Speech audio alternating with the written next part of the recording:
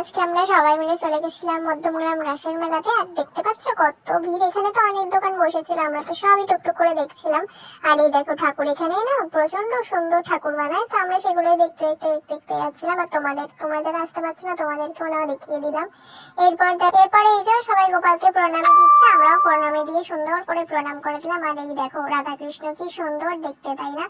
এরপর এখানে আরো কয়েকটা ঠাকুর ছিল, সেগুলো দেখলাম। আর ওখান দিয়ে চরণামৃত্যু দিচ্ছিল, ওটাও একটু খেয়ে নিলাম। এরপর হচ্ছে এরপর বেহুলাকে সিঁদুর দিয়ে দিলাম, প্রণাম করে নিলাম শাখা সিঁদুর থেকে। আর দেখো আমার বোনের বোন আর জামাই তো সামনে এগিয়ে গেছে, আমরা টুকটুক করে হেঁটে হেঁটে যেতে থাকছিলাম।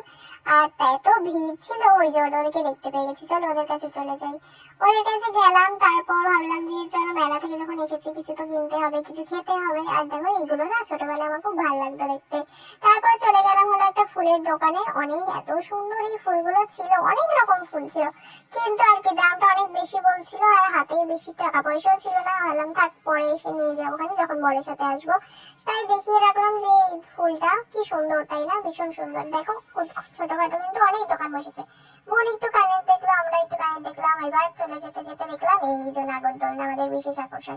দাঁড়িয়ে একটু গল্প করে দিলাম, আর বোন আবদার করছিল বরের কাছে নাগরদোলনা চলবো। ব্যাস, বরকে আর সামলাতে পারে।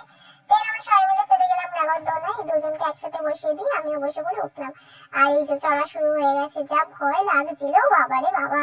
আর আমার মুখটা দেখে তোমরা প্লিজ কেউ এসো না, আমি তখন এমন এমন এক্সপ্রেশন দিচ্ছিলাম, মানে সত্যি কথা।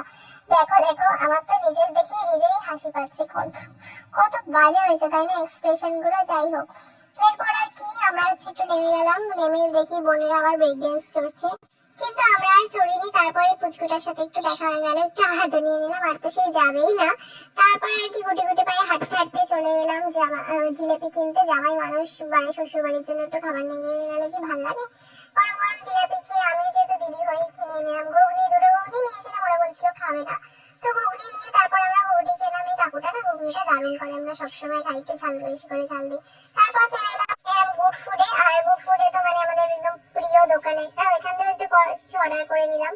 এই যে চিকেন ফ্রাই, চিকেন কাটলেট, এগুলো হেবি সুন্দর খেতে ছিল, জানো তো। আমরা সবাই মিলে খেলাম, খেয়ে দিয়ে এবার ব্যাস, এবার টোটোতে উঠে চলো বাড়ি যাই। অনেক মেলা ঘুরেছি, কেনাকাটি করেছি, আজকের মতো টাটা বাই।